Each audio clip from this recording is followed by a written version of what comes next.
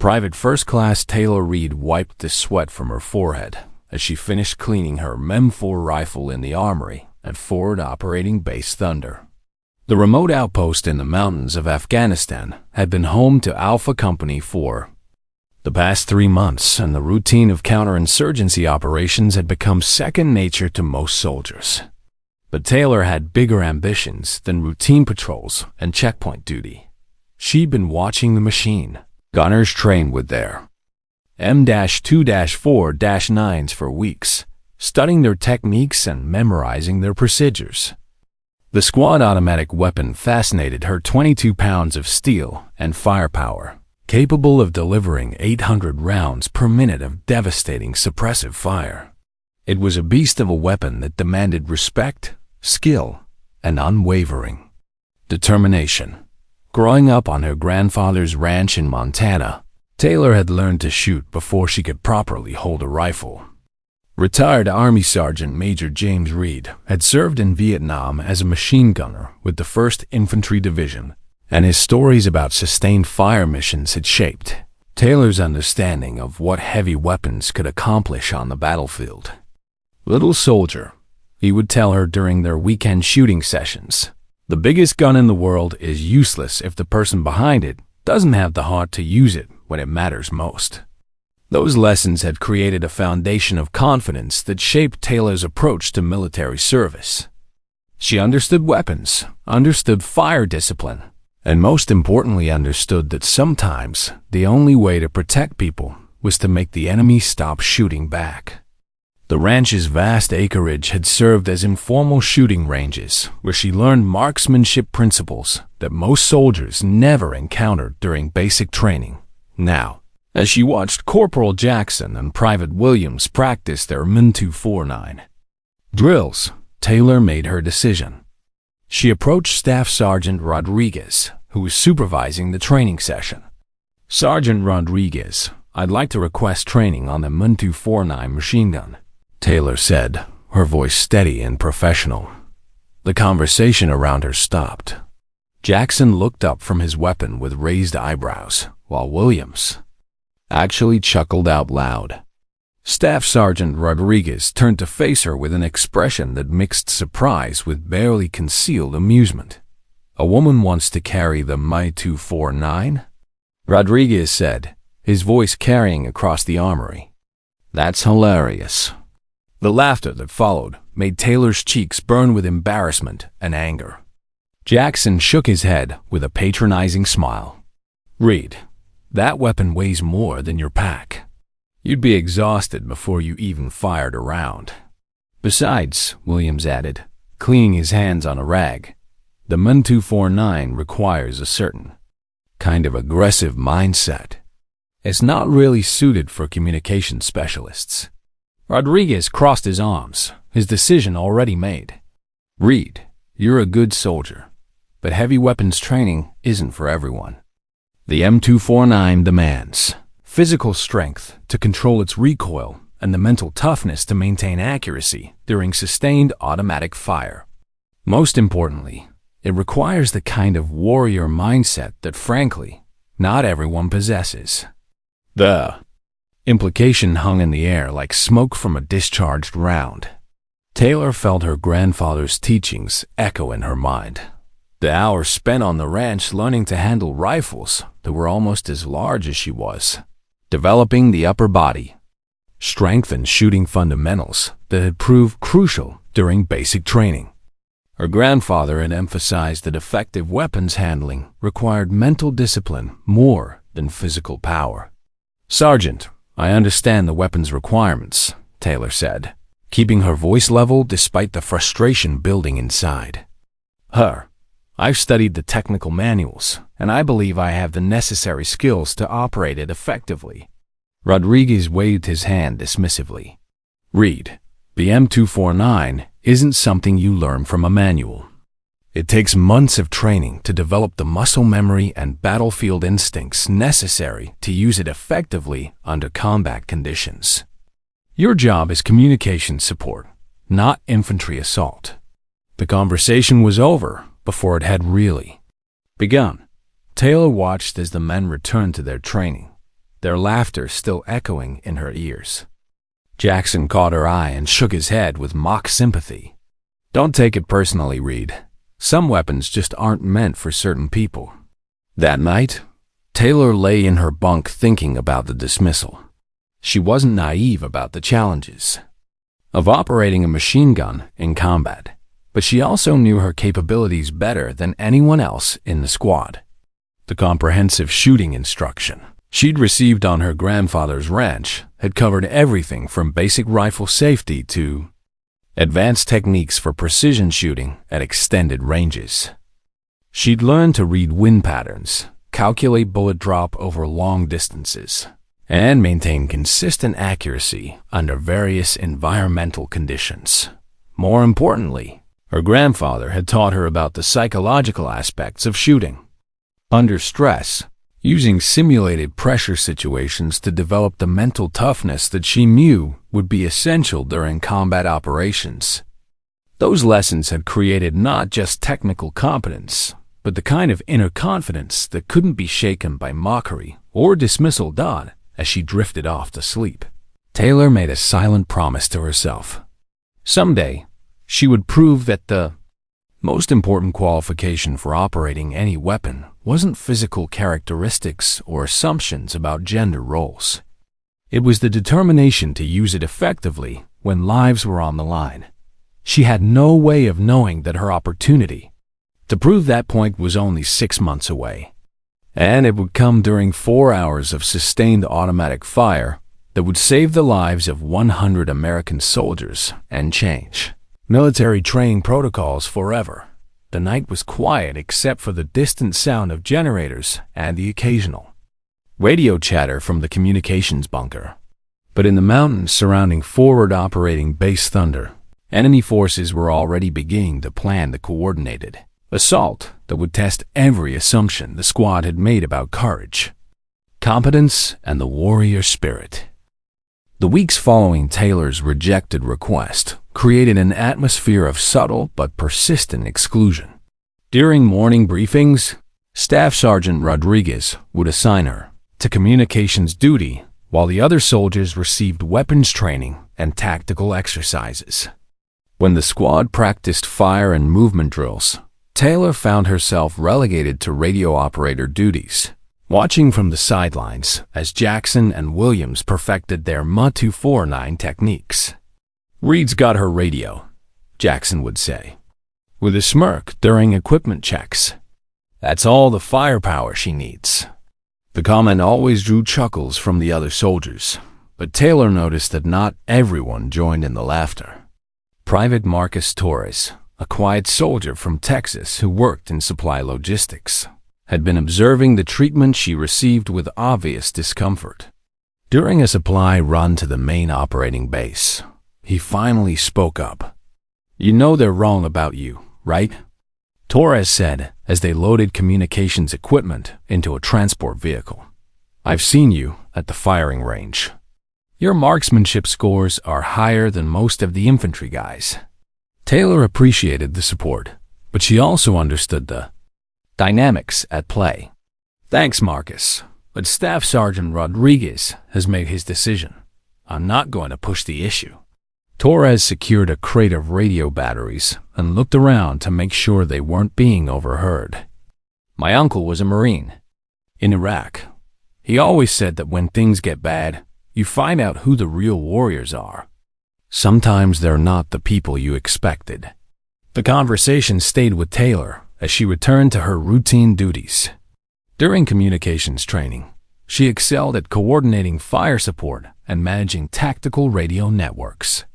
Her technical competence was undeniable, but she could feel the invisible barrier that separated her from the infantry soldiers who were considered real fighters. The isolation became more apparent during off-duty hours.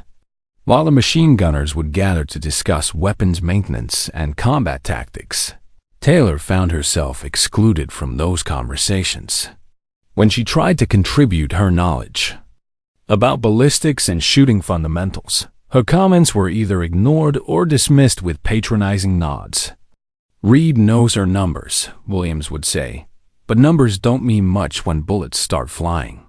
Captain Blake, the company commander, remained largely oblivious to the undercurrents of tension within the squad. During his visits to the armory, he would praise Taylor's work with communication systems while barely acknowledging her presence during weapons training. It was clear that he had accepted Rodriguez's assessment of her capabilities without question. The breaking point came during a live-fire exercise designed to simulate base defense scenarios. While Taylor coordinated radio traffic from the command bunker, she watched through binoculars as Jackson struggled with his Min-249 during a malfunction drill. The weapon had jammed during sustained fire, and Jackson was taking too long to clear the stoppage while enemy targets remained active.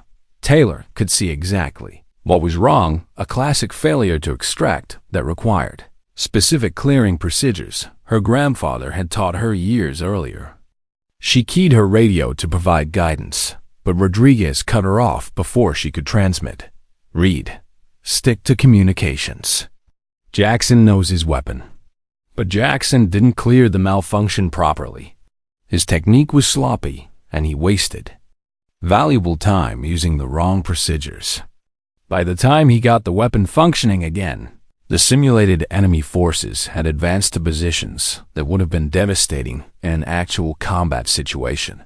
After the exercise, Taylor approached Rodriguez privately. "Sergeant, during that malfunction drill, I could have helped Jackson clear his stoppage faster. I know the M249's mechanical systems." Rodriguez's expression hardened. "Reed, I've told you before, stay in your lane. You're a communications specialist, not a machine gunner. Jackson's technique might not have been perfect, but he's qualified on that weapon, and you're not." The dismissal was final, but Taylor noticed something in Rodriguez's eyes that hadn't been there before. Uncertainty.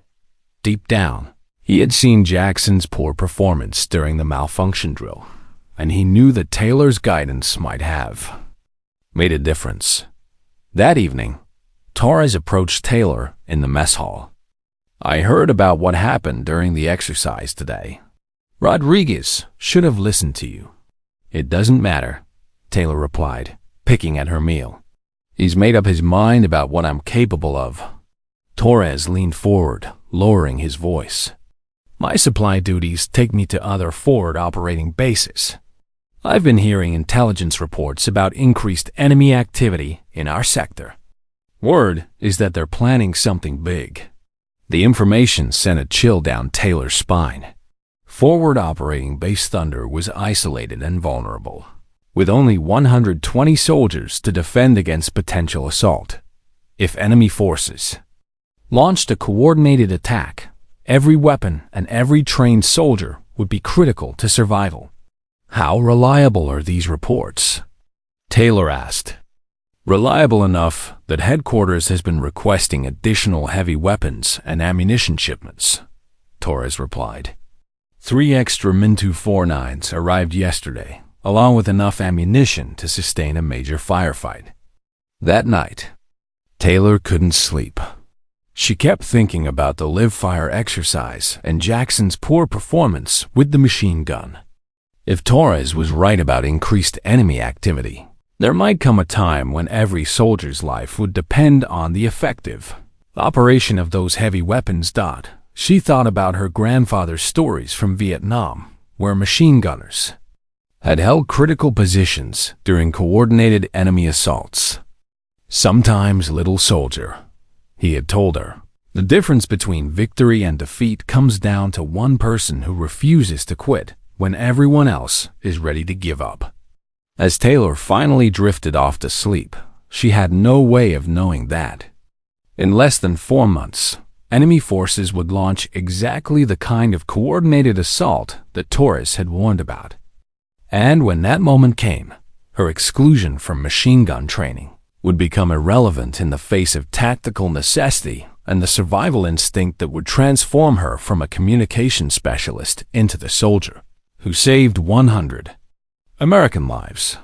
The next morning brought routine patrols and equipment maintenance, but the undercurrent of tension remained.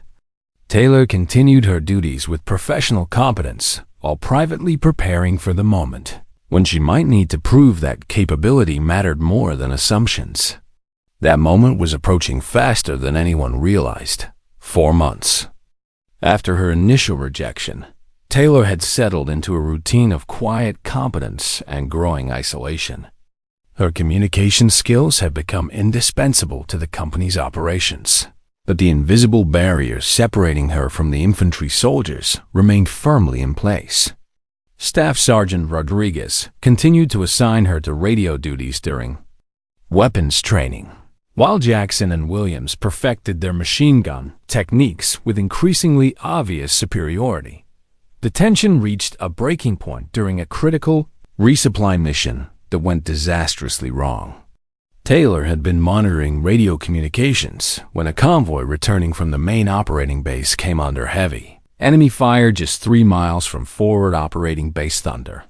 The lead vehicle had taken a direct hit from a rocket-propelled grenade, and the surviving soldiers were pinned down in a defensive position with limited ammunition and no heavy weapon support.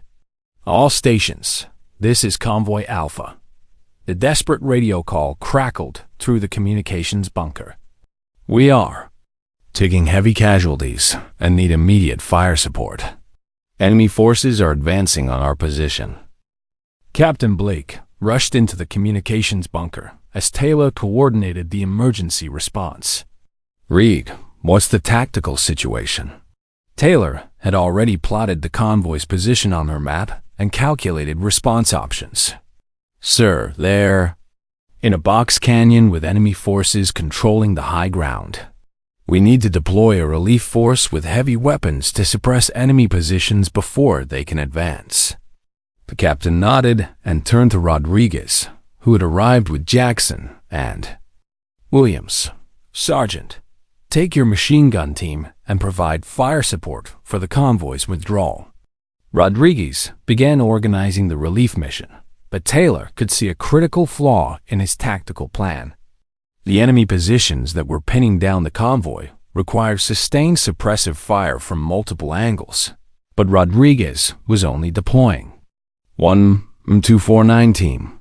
Captain Blake, Taylor interjected. The intelligence reports indicate that enemy forces have established at least 6 separate firing positions. A single machine gun team won't be able to suppress all of them effectively.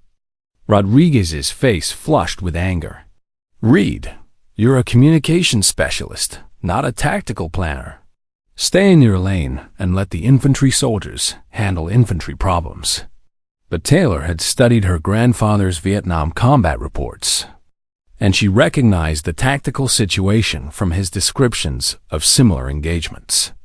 Sir, with respect, this is exactly the scenario where multiple machine guns are essential. If we only deploy one team, the enemy will simply shift their fire to positions that aren't being suppressed.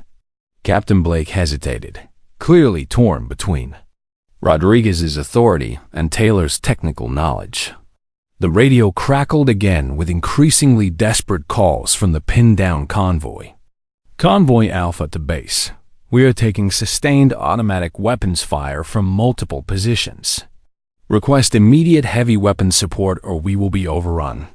Rodriguez made the decision that would haunt him for months to come. Blake, we don't have time for tactical debates. Jackson and Williams know their jobs. Reed needs to stick to radio communications. The relief mission deployed with a single Men 249 team, exactly as Rodriguez had planned. Taylor remained in the communications bunker, coordinating radio traffic and listening to the battle unfold through increasingly frantic transmissions. Within 20 minutes, it became clear that her tactical assessment had been correct. The single machine gun team was unable to suppress all enemy positions simultaneously, allowing enemy forces to maintain effective fire against both the pinned-down convoy and the relief force. Base, this is Relief Team Alpha, Jackson's voice came through the radio with obvious strain. We are engaged with multiple enemy positions. Request additional heavy weapons support immediately. Taylor keyed her radio to respond, but Rodriguez cut her off. "Relief Team Alpha, maintain your position and continue suppressing enemy fire. No additional support is available." But Taylor could see the tactical situation deteriorating through the radio reports. The enemy had anticipated the relief mission and positioned their forces to engage both groups simultaneously. Without additional suppressive fire, both the convoy and the relief team would be destroyed. She made a decision that would define her military career. Grabbing her M4 rifle and a basic load of ammunition, Taylor headed for the armory, where 2 additional M249s sat ready for deployment. "Reed, where are you going?" demanded Sergeant Murphy, who was coordinating ammunition resupply. "The relief mission needs additional fire support," Taylor replied, checking the condition of the nearest machine gun. "I'm taking this M249. To support the tactical withdrawal." Murphy grabbed her arm. "Taylor, you're not qualified on that weapon. Rodriguez will have you court-martialed if you deploy without authorization." Taylor looked at Murphy with the kind of determination that her grandfather had tried to teach her during their shooting sessions on the ranch. "Sergeant, 8 soldiers are about to die because we didn't deploy enough heavy weapons to suppress enemy positions. I'm not going to sit in the communications bunker while they get killed because of tactical incompetence." She shrugged off Murphy's grip and lifted the M-2-4-9, along with 600 rounds of ammunition. The weapon felt familiar in her hands despite her lack of formal training. All those hours watching Jackson and Williams, studying technical manuals, and remembering her grandfather's stories about machine gun employment had given her theoretical knowledge that was about to be tested under combat conditions. "Taylor, this is insane," Murphy called after her as she headed for the base's exit. "You could be charged with disobeying direct orders." Taylor paused at the gate, her grandfather's voice echoing in her memory. "Sometimes, little soldier, you have to choose between following orders and doing what's right. The best soldiers are the ones who know the difference." She looked back at Murphy with absolute certainty. "Sergeant, if those soldiers die because I followed orders instead of doing my job, I'll never forgive myself. Court-martial me if you want, but I'm going to bring them home." 20 minutes later, Taylor had positioned herself on high ground overlooking the enemy positions that were pinning down both the convoy and the relief team. She could see muzzle flashes from 6 separate locations, exactly as she had predicted.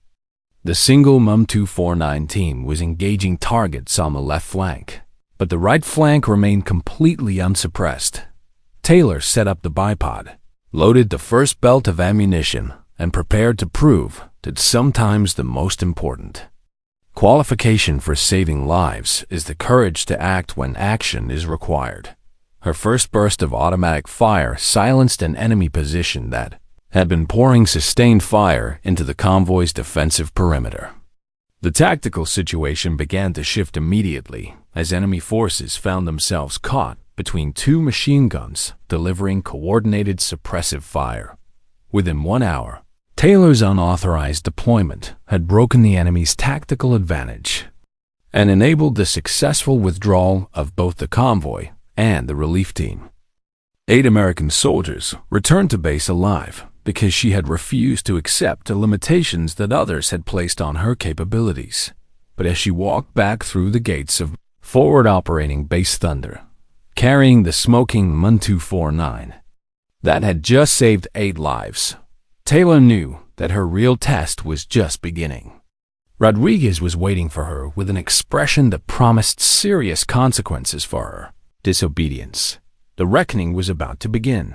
Staff Sergeant Rodriguez was waiting in the armory when Taylor returned, his face a mask of barely controlled rage. Captain Blake stood beside him, along with First Sergeant Williams and Sergeant Murphy, who looked distinctly uncomfortable with the situation that was about to unfold. "Private First Class Reed," Rodriguez began, his voice tight with authority and anger. You directly disobeyed orders and deployed unauthorized equipment into a combat zone.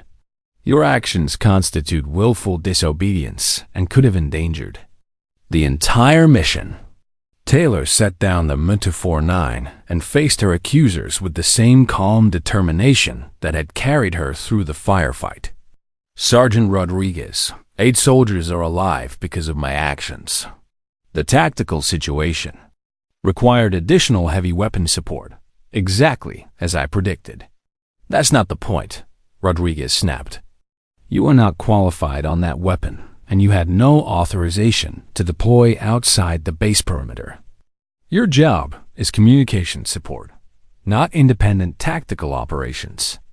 Captain Blake stepped forward, his expression unreadable. Read. Regardless of the outcome, you violated direct orders and could face serious disciplinary action. Court-martial proceedings could result in reduction in rank, loss of pay, and possible discharge from the service. The threat hung in the air like smoke from a discharged round, but Taylor had anticipated this moment during her walk back to base. She reached into her cargo pocket and pulled out a small notebook that she had been carrying for months. Captain Blake, with your permission, I'd like to present some information that might be relevant to these proceedings. Blake nodded reluctantly. Go ahead, Reed. Taylor opened her notebook and began reading from carefully documented entries. Over the past 4 months, I have documented 17 tactical situations where my recommendations were dismissed or ignored by Staff Sergeant Rodriguez.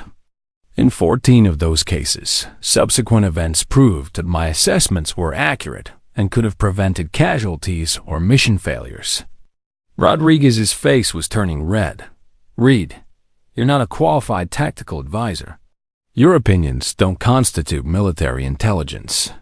Sergeant, during the live-fire exercise on the 15th of last month, Corporal Jackson experienced a failure to extract malfunction that took him 4 minutes and 30 seconds to clear. I identified the specific clearing procedure required and requested permission to assist, but you denied that request. Jackson's poor performance during that drill compromised the simulated defense of this base. Taylor flipped to another page in her notebook. During the patrol briefing on the 22nd, I identified a potential ambush site based on terrain analysis and enemy activity patterns. You dismissed my assessment as beyond my area of expertise. 2 days later, another unit encountered enemy forces at that exact location and took casualties. Captain Blake was listening with growing interest, while Rodriguez was beginning to look uncomfortable. Taylor continued with methodical precision.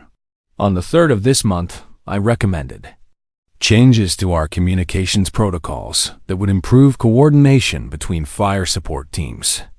You rejected those recommendations without review. Yesterday's convoy rescue operation failed initially because of the exact communication failures I had identified. Reed, you're cherry-picking incidents to support your argument, Rodriguez protested, but his voice lacked its earlier authority. Taylor closed her notebook and looked directly at Captain Blake. Sir, I have maintained detailed records of every tactical recommendation I've made, along with documentation of the outcomes. My accuracy rate in predicting tactical developments is 83%. More importantly, today's unauthorized deployment was successful because I understood the tactical requirements that had been overlooked by qualified personnel. First Sergeant Williams, who had remained silent during the confrontation, finally spoke up. Captain, I think we need to examine Reed's documentation before we proceed with any disciplinary action.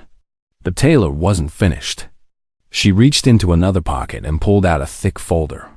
Sir, I've also been studying the enemy activity patterns in our sector, and I believe forward operating Base Thunder is being targeted for a major assault. The statement sent a chill through the room. Rodriguez started to object, but Captain Blake held up his hand. Explain, Reed. Taylor opened the folder and pulled out a hand-drawn map covered with detailed annotations. Based on intelligence reports, patrol observations, and communication intercepts, enemy forces have been conducting reconnaissance of our defensive positions for the past 6 weeks. They've identified our weak points and are positioning assets for a coordinated attack. She pointed to specific locations on the map. Enemy observation posts have been established on these ridgelines, providing clear fields of observation over our entire perimeter. Supply routes have been monitored, and our patrol patterns have been documented. The pattern indicates preparation for a major assault designed to overrun this base. Captain Blake studied the map with growing concern. "Reed, where did you get this intelligence information?" "Sir, I compiled it from radio intercepts, patrol debriefing reports, and analysis of enemy contact patterns. The data indicates that we're facing a coordinated threat involving at least 200 enemy fighters with military training and advanced weapons." Rodriguez tried to regain control of the situation. "Captain, Reed is making assumptions based on limited information. Intelligence assessment is way above her pay grade." But Taylor had anticipated this objection too. "Sergeant, my analysis is based on the same methodological approaches used by military intelligence specialists. I've cross-referenced multiple data sources and applied standard threat assessment criteria. The conclusions are supported by documented evidence." She pulled out another document from her folder. "Furthermore, I've identified specific defensive improvements that could significantly increase our chances of survival during a coordinated assault. The current positioning of our heavy weapons creates gaps in interlocking fields of fire that enemy forces could exploit." Captain Blake was no longer thinking about disciplinary action. The tactical intelligence that Taylor was presenting was too detailed and too convincing to dismiss. "Reed, how confident are you in this threat assessment?" Taylor looked around the room at the officers who had dismissed her capabilities for months. "Sir, confident enough to recommend that we request immediate reinforcements and additional heavy weapons. If I'm wrong, we waste some resources. If I'm right and we don't, prepare. This entire base could be overrun within the next few weeks." The silence that followed was broken by the sound of incoming radio traffic from the communications bunker. Sergeant Murphy ran in with an urgent message. "Captain Blake, we just received a priority intelligence report from headquarters. Reconnaissance. Flights have identified large-scale enemy movement in our sector. They're estimating a major assault force of at least 300 fighters moving toward our area of operations." Taylor's threat assessment had been confirmed by official intelligence sources. The room suddenly felt smaller as the implications became clear. Captain Blake looked at Taylor with new respect and growing concern. "Reed, your unauthorized deployment today probably saved 8 lives. And your intelligence analysis might save all of our lives. Consider all disciplinary actions suspended pending further review." Rodriguez started to protest, but Blake cut him off. "Sergeant, right now I'm more concerned about defending this base than maintaining command structure. If Reed's tactical assessments are as accurate as they appear to be, I want her input on our defensive preparations." Taylor felt a surge of vindication, but she also understood that her real test was just beginning. The enemy assault that she had predicted was coming, and when it arrived, her theoretical knowledge about machine gun employment would be tested under the worst possible conditions. 3 weeks later, the coordinated enemy assault on forward operating Base Thunder would begin with a mortar barrage that destroyed the communications tower and left him M249 position unmanned. Taylor's moment to prove that courage and determination mattered more than formal qualifications was approaching with the speed of incoming artillery.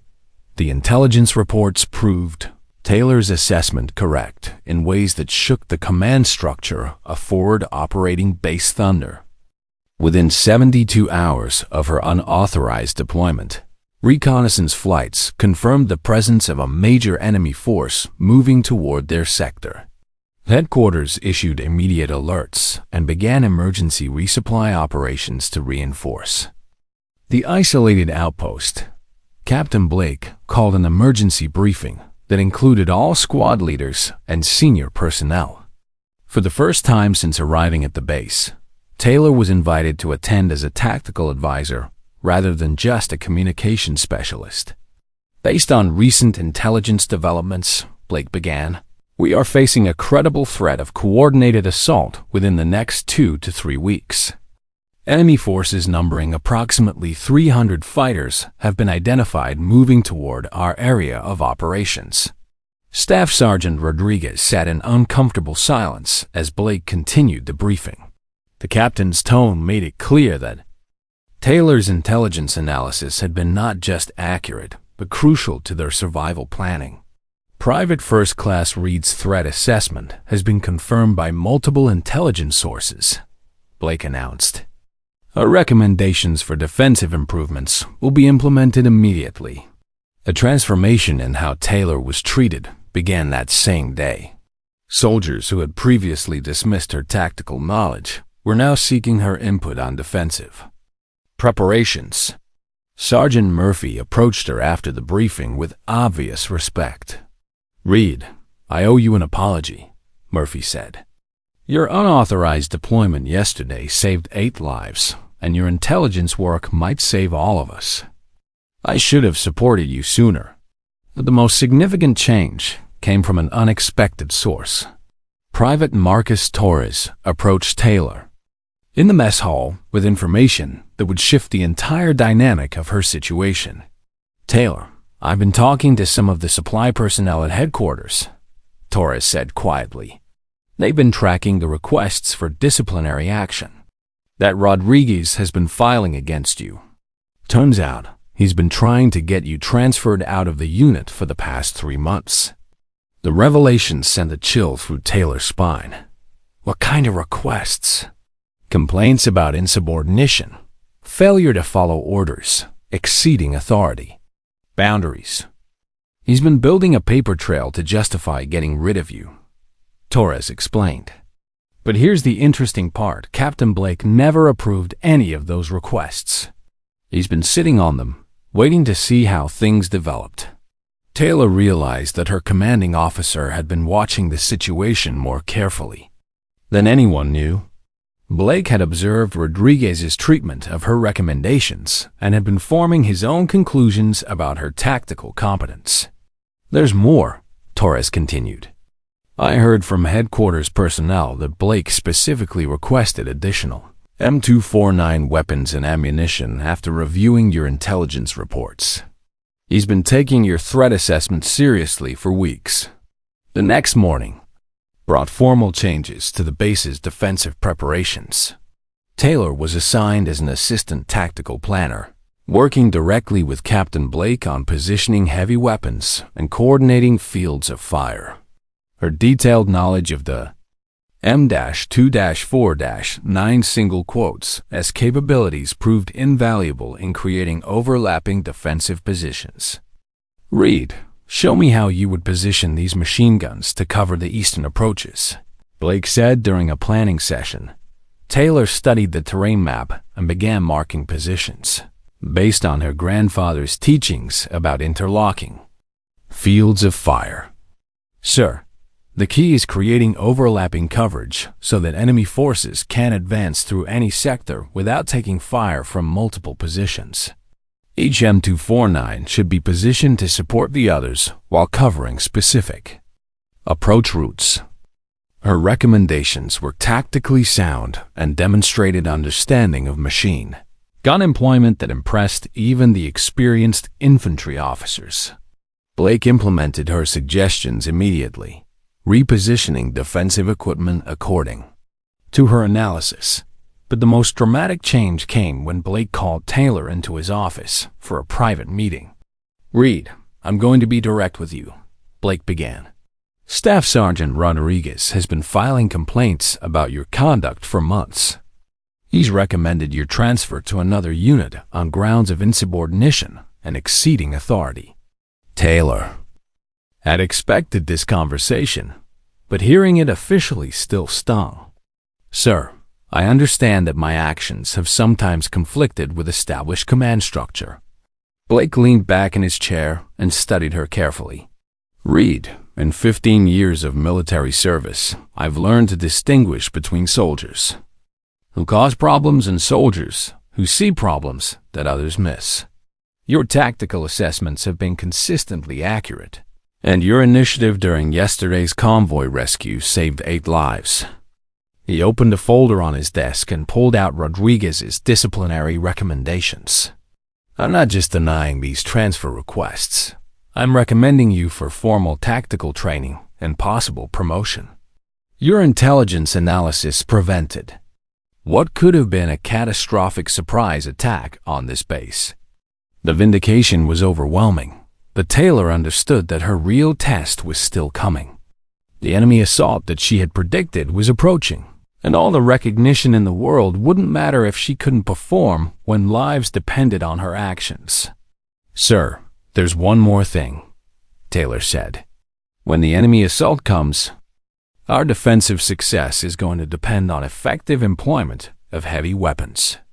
I request formal authorization to operate M249 systems if tactical necessity requires it." Blake considered her request carefully. "Reed, you don't have formal qualification on that weapon system."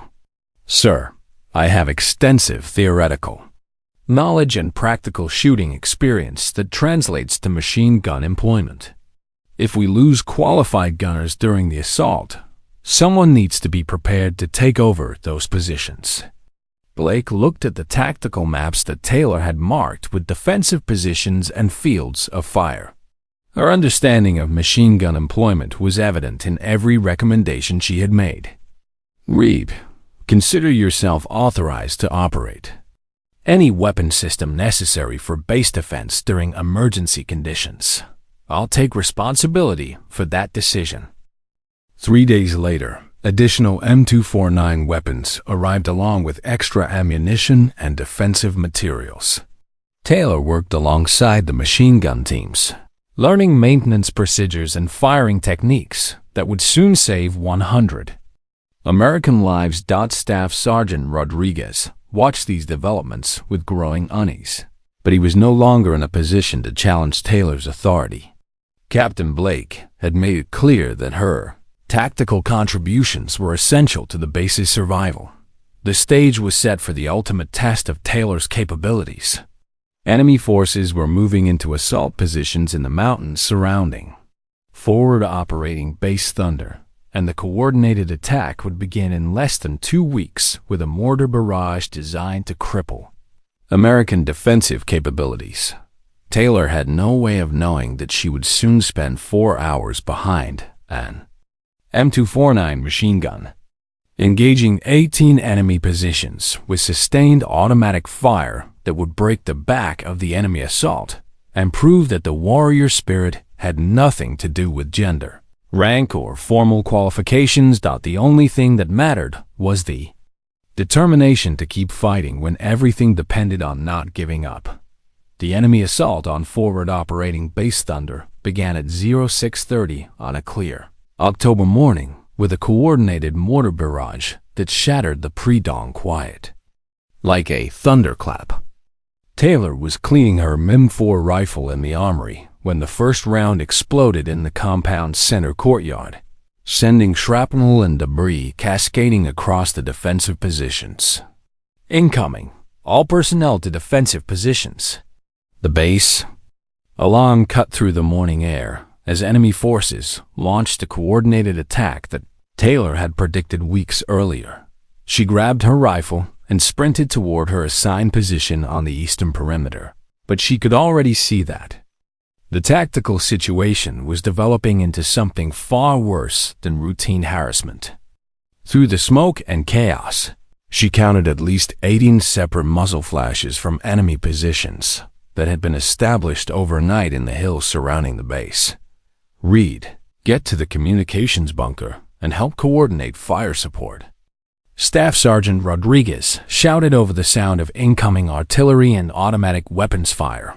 "Mud, Taylor's attention was focused on something else entirely, the M249 squad, automatic weapon that lay abandoned near the eastern wall. Its previous operator down with shrapnel wounds from the opening mortar barrage. Corporal Jackson was alive, but unable to continue fighting, clutching his shoulder where hot metal had torn through his body armor. Blood seeped between his fingers as he tried to apply pressure to the wound. "Jackson, how much ammunition do we have for this thing?" Taylor shouted over the gunfire, already moving toward the abandoned weapon. 600 rounds in the belt, plus 4 more boxes in the bunker," Jackson replied through gritted teeth. "But Reed, you've never been trained on the 249. This isn't the time to learn." Taylor checked the weapon's condition and confirmed that it was ready to fire. The M249's bipod was already deployed, and Jackson had been engaging targets from a position that provided excellent fields of fire across the eastern approach routes. "Jackson, right now this base is about to be overrun, and this machine gun is the only thing that can provide enough sustained fire to keep the enemy from advancing," Taylor said, her voice steady despite the chaos around them. "I'm the only soldier available who isn't already engaged." The tactical situation was deteriorating rapidly. Enemy forces were advancing on multiple fronts, using coordinated fire and movement to suppress American defensive positions while moving closer to the base perimeter. Without heavy weapon support, the defenders would be overwhelmed within the hour. "Command, this is Eastern Position." Taylor radioed to the base operations center. "I'm taking control of the M249 and engaging enemy positions. Request permission to fire." Captain Blake's voice crackled over the radio with obvious concern. "Eastern Position, this is Command. Reed, you're not qualified on the M249. Hand the weapon to a trained gunner." "Command, there are no other trained gunners available in this sector. I'm engaging now."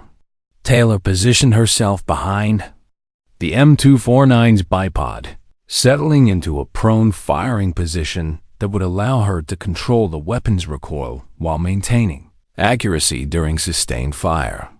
Her grandfather's training on the ranch had taught her the fundamentals of marksmanship, but the M249 was unlike anything she had ever fired.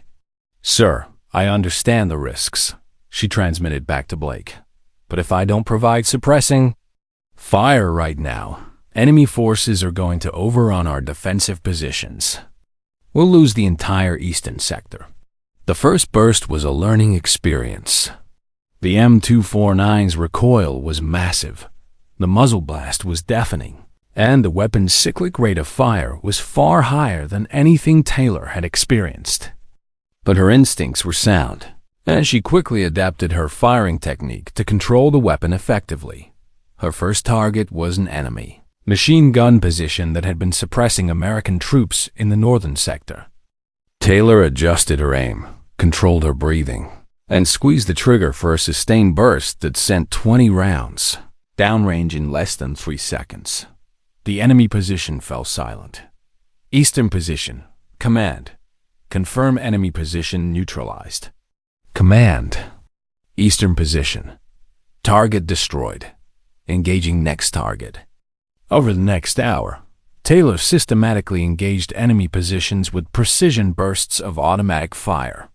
The M249's sustained fire capability allowed her to suppress multiple targets, while providing covering fire for American soldiers who were maneuvering to better defensive positions. Her technique improved rapidly as she gained experience with the weapon's characteristics. The M249's gas-operated mechanism created a distinctive firing rhythm that Taylor learned to control, while the weapon's quick-change barrel system would allow her to maintain sustained fire without overheating. But the enemy forces weren't retreating. Intelligence reports indicated that this was a major assault involving over 300 enemy fighters who had been planning this attack for weeks. Their objective was to overrun forward operating base Thunder and eliminate the American presence in the region. All positions, This is command. We have confirmed enemy reinforcements approaching from the south. Estimate 200 additional fighters with heavy weapons and rocket-propelled grenades. Taylor checked her ammunition count. 400 rounds remaining in the current belt, plus 4 additional 200-round boxes. She was going to need every bullet if the base was going to survive the next few hours.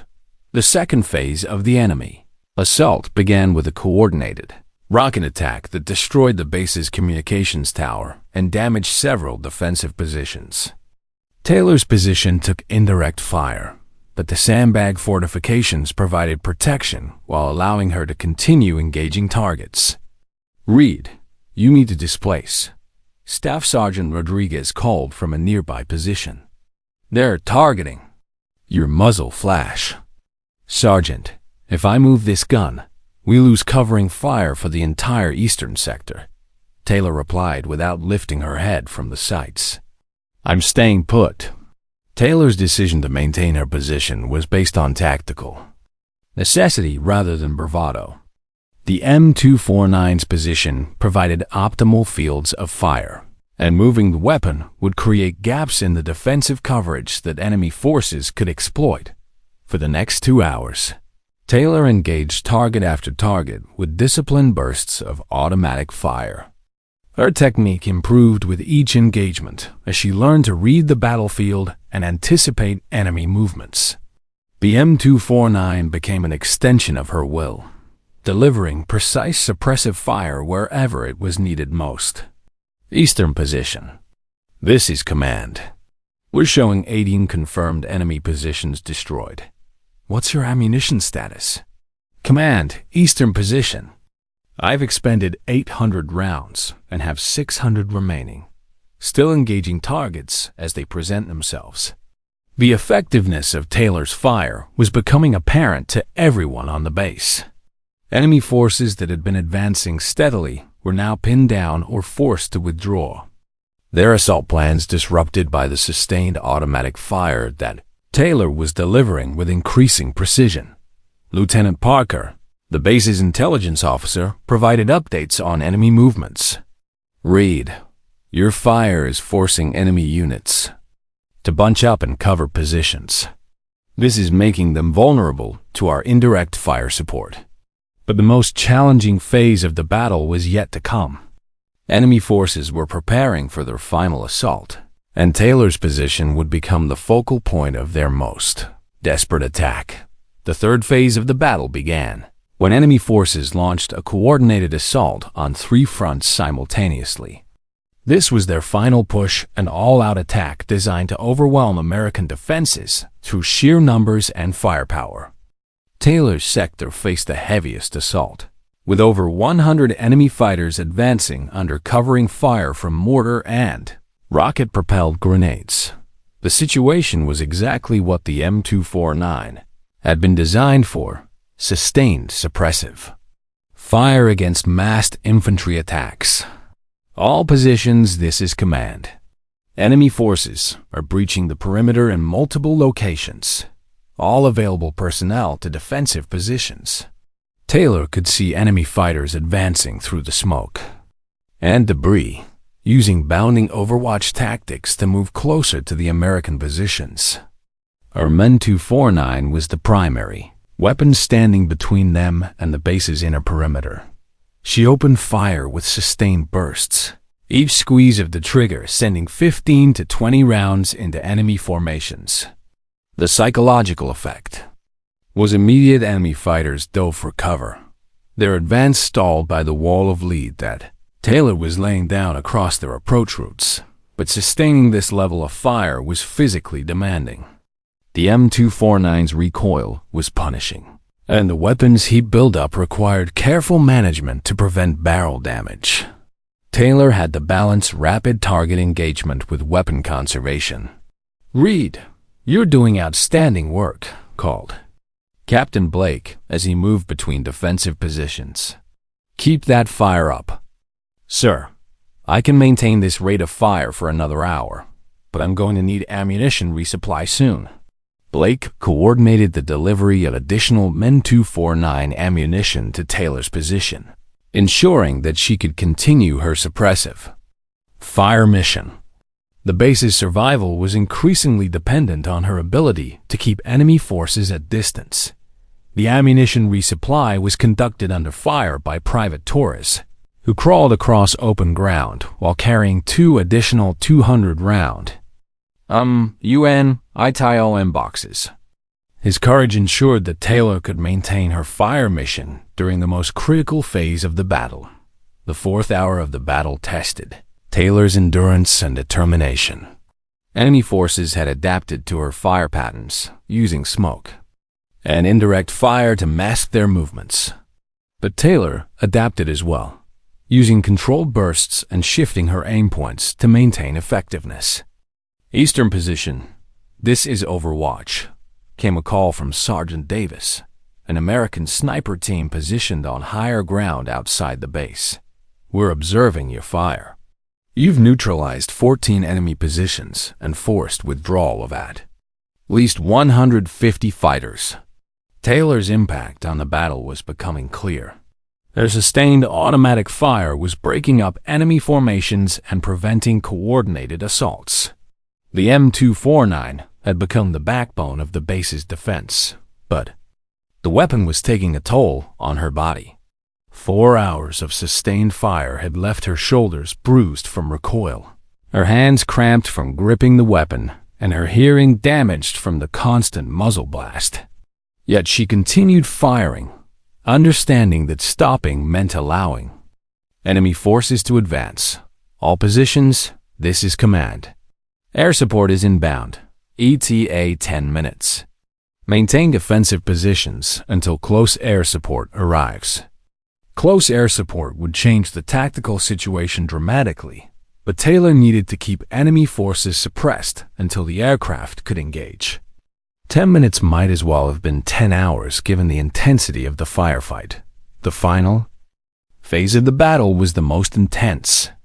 Enemy forces, realizing that air support was approaching, launched desperate assaults on all fronts in an attempt to breach American defenses before they could be destroyed from the air.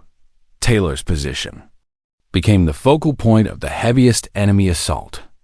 Over 80 fighters concentrated their attack on the eastern sector, knowing that her machine gun was the primary obstacle to their advance. "Reed, they're massing for a final assault on your position," warned Staff Sergeant Rodriguez over the radio. "You need to fall back." "Negative, Sergeant. If I abandon this position, they'll overrun the entire eastern perimeter. I'm staying." Taylor's decision was based on tactical reality. Her M249 was positioned to provide interlocking fields of fire with other defensive positions.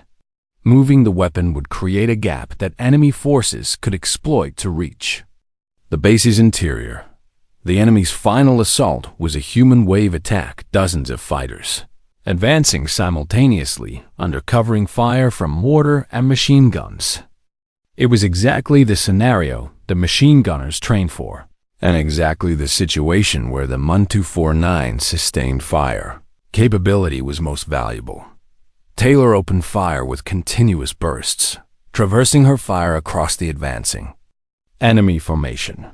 The M249's high cyclic rate allowed her to engage multiple targets rapidly while maintaining suppressive fire that forced enemy fighters to seek cover. For 20 minutes, Taylor maintained almost continuous fire, pausing only to reload ammunition belts and allow the weapon's barrel to cool. Her disciplined fire broke up the enemy assault, forcing fighters to withdraw or take cover rather than advancing toward American positions. Eastern position. This is air support. We have visual on enemy positions. Danger close fire mission approved. The arrival of close air support marked the end of the enemy assault. Fighter aircraft delivered precision strikes on enemy positions that Taylor had been suppressing, eliminating the remaining threats to forward operating base thunder. All positions, this is command. Enemy forces are withdrawing. Maintain defensive positions, but cease fire unless directly engaged. Taylor lifted her head from the MUN-249 sights for the first time in 4 hours, looking out over a battlefield where 18 enemy positions had been silenced by her sustained automatic fire. The weapon was hot enough to burn skin. Her shoulders ached from recoil, and her ears were ringing from the constant gunfire. But 100 American soldiers were alive because she had refused to abandon her position. "Reed, what's your status?" called Captain Blake as he approached her position. "Sir, weapon is functional, ammunition is low, and I could really use some water." Blake looked at the pile of empty ammunition boxes around Taylor's position, then at the destroyed enemy positions visible across the battlefield. "Reed, you just saved this entire base. You've been firing that M249 for 4 hours straight." "Sir, I was just doing my job." "Soldier, your job was communication support. What you did today was way above and beyond anything we could have expected." The transformation in how everyone viewed Taylor was immediate and permanent. Staff Sergeant Rodriguez approached her position with an expression that mixed admiration with profound regret. "Reed, I owe you an apology that I can never fully make," he said quietly. "I was wrong about women not being able to handle heavy weapons. You proved that the most important part of operating a machine gun isn't physical strength. It's the warrior mindset." But the most meaningful recognition came from an unexpected source. Corporal Jackson, his arm in a sling from his shrapnel wounds, walked up to Taylor's position and extended his good hand. "Reed, you saved all our lives today. I've been a machine gunner for 3 years, and I've never seen anyone handle the 249 like you did under combat conditions. You have my respect and my gratitude." Taylor shook his hand, understanding that she had crossed a threshold that could never be uncrossed. She was no longer the communications specialist who had been denied machine gun training. She was the soldier who had held the line when everything depended on not giving up. The battle was over, but the real victory was just beginning. The after-action. Reports from the Battle of Forward Operating Base Thunder documented one of the most remarkable individual performances in recent military history. Private First Class Taylor Reed had engaged and destroyed 18 enemy positions during a 4-hour firefight, expending over 1,200 rounds of machine gun ammunition while providing sustained, suppressive fire that enabled the successful defense of the base. Her accuracy rate with the M249, a weapon she had never been formally trained to operate, exceeded that of many experienced machine gunners. Her tactical decisions during the battle demonstrated understanding of fire discipline and target prioritization that impressed senior officers who reviewed the engagement. The detailed analysis of Taylor's performance revealed techniques that had never been formally documented in military training manuals. Her method of controlling sustained automatic fire while maintaining accuracy represented innovations that would later be incorporated into machine gun training programs worldwide. But most importantly, her refusal to abandon her position during the enemy's final assault had prevented the overrun of Forward Operating Base Thunder and saved the lives of 100 American soldiers. 6 weeks later, the award ceremony took place at the main operating base, where Taylor received the Bronze Star with V device for valor during the defense of Forward Operating Base Thunder. But more importantly, she was immediately enrolled in formal M249 training and assigned as the squad's designated machine gunner. "Private First Class Reed," announced General Foster during the ceremony, "your actions during the engagement demonstrate that courage and determination are more important qualifications for heavy weapons operation than any physical characteristic." Taylor looked out at the assembled soldiers, many of whom were alive because of her 4-hour stand with the M249. The transformation in how she was viewed was complete and permanent. Staff Sergeant Rodriguez had requested reassignment to another unit, unable to face the daily reminder of his failures in leadership and judgment.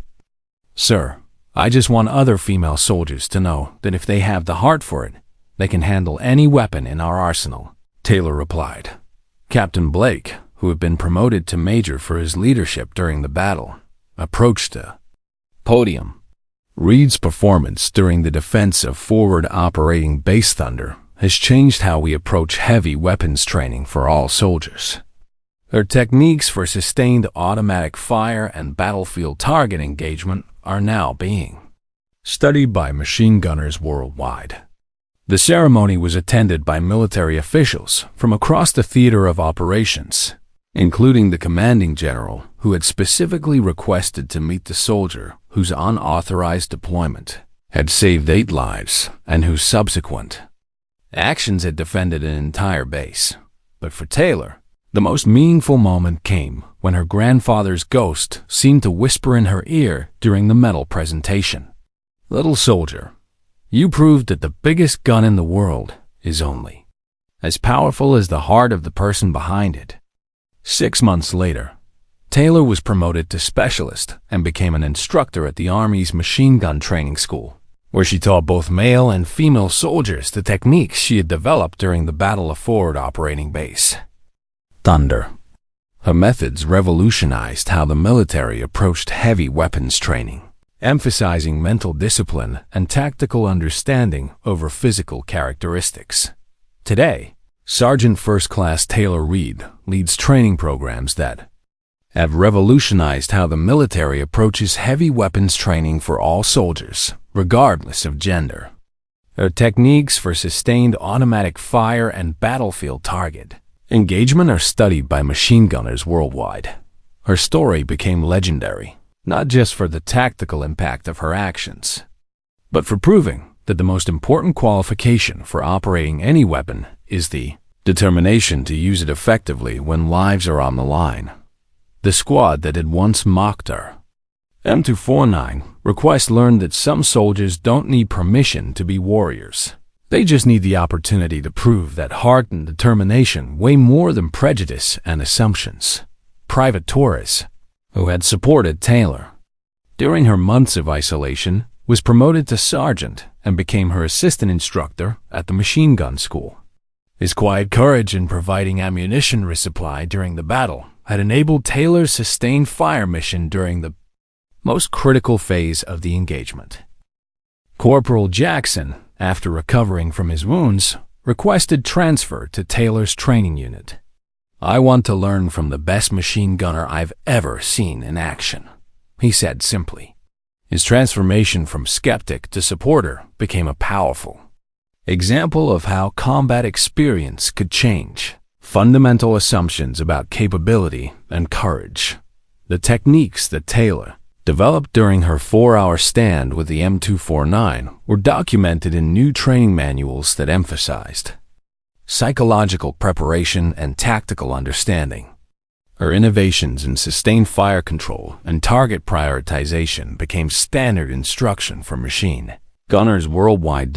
But perhaps the most important legacy of Taylor's story was the message it sent to military personnel everywhere: that capability matters more than assumptions, that courage is not determined by physical characteristics, and that sometimes the most important qualification for saving lives is the refusal to accept limitations that others try to place on your potential. The Battle of Forward Operating Base Thunder proved that when everything is on the line, the warrior spirit reveals itself in unexpected places. Taylor Reed didn't just save 100 lives. She proved that the most dangerous weapon in any arsenal is a soldier who refuses to accept no when people's lives are on the line. Her grandfather's lessons about heart and determination had shaped a soldier who understood that effective weapons handling required mental discipline more than physical power. The ranch where she had learned to shoot had prepared her for the moment when sustained automatic fire would be the difference between victory and defeat. The squad that had laughed at her M249 request learned that some soldiers don't need permission to be warriors. They just need the opportunity to prove that courage and skill matter more than stereotypes and assumptions. Today, when new soldiers arrive at machine gun training school, They learn about the Battle of Forward Operating Base Thunder and a communications specialist who became a legend by refusing to abandon her position when everything depended on not giving up. Taylor Reid's story reminds us that sometimes our greatest victories come when we refuse to accept limitations that others try to place on us. Because somewhere, someone is being underestimated based on others' assumptions, not knowing that their moment to prove that warriors come in all forms might be approaching faster than incoming enemy fire. The most important lesson from Taylor's story isn't about machine guns or military tactics. It's about the power of determination, the importance of preparation, and the courage to act when action is required. It's about proving that capability matters more than assumptions, and that sometimes the most unlikely people become heroes. When the situation demands heroic action, her legacy continues in every female soldier who picks up a heavy weapon, in every training instructor who emphasizes mental toughness over physical characteristics, and in every leader who chooses to evaluate people based on their actions rather than their appearance. Taylor Reid didn't just silence 18 enemy positions during 4 hours of sustained automatic fire. She silenced every assumption about what warriors look like, sound like, and are capable of accomplishing when lives are on the line. The squad that had mocked her request learned that some people don't need permission to be extraordinary. They just need the opportunity to prove that heart and determination are the most important weapons in any arsenal. If you enjoyed this story, don't forget to hit the subscribe button and become a part of our Everyday Life Stories community. Where are you watching from? Drop a comment below. We love hearing from our amazing viewers around the world.